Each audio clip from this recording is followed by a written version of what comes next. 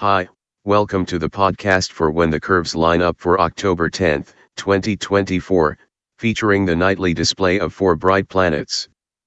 Please see the article that includes diagrams of today's events on the website at whenthecurveslineup.com.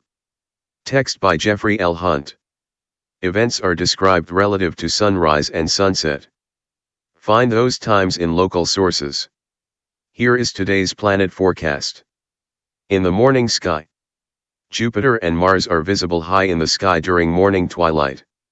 1 hour before daybreak, bright Jupiter is high in the southwest, nearly between Taurus horns, Elnath, and Zeta Tauri.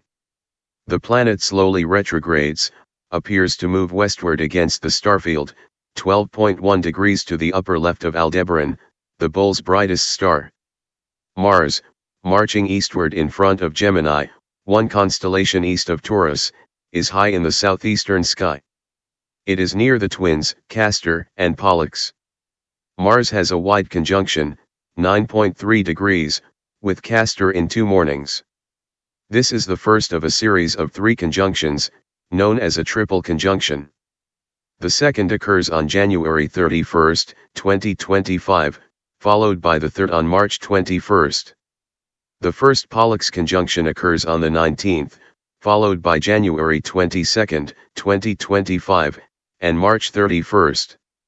This morning the red planet is 6.9 degrees to the lower right of Pollux and 9.4 degrees to the lower right of Castor.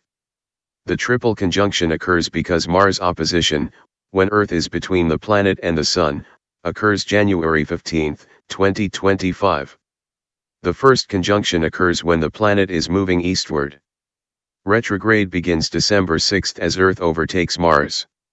As the planet seems to move backwards, it passes the stars again. When retrograde ends on February 23, the planet begins its direct or eastward march again, passing the stars for the 3rd time. In the evening sky, Mercury slowly moves into the evening sky. This evening it sets during bright twilight, 17 minutes after sunset. It is visible next month, although only through a binocular.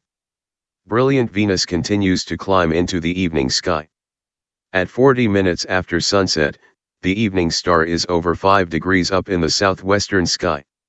It steps eastward in front of Libra as it approaches the Scorpion's head.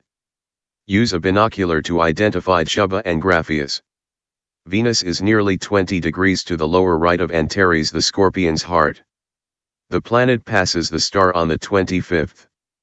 Watch Venus cut the gap to the star during the next 2 weeks. The half-full evening moon, known as first quarter, is over 20 degrees up in the south to the east of Sagittarius.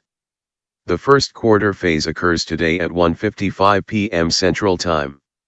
With this moonlight, find the teapot, Sagittarius brighter stars. The moon is about midway from Venus to Saturn. The ringed wonder is nearly 20 degrees above the east-southeast horizon. While not dazzling like Venus and Jupiter, it is the brightest star in the region. The planet is retrograding in front of Aquarius. As Earth rotates, Venus sets 83 minutes after the Sun.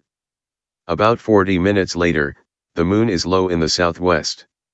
4 hours after nightfall, Saturn is less than halfway up in the south and Jupiter is low in the east-northeast.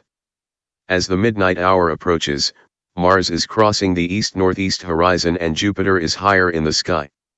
Saturn sets nearly 3 hours before sunrise, but it disappears into the atmosphere's haze nearly 30 minutes earlier. Thank you for listening. Please read the articles at whenthecurveslineup.com.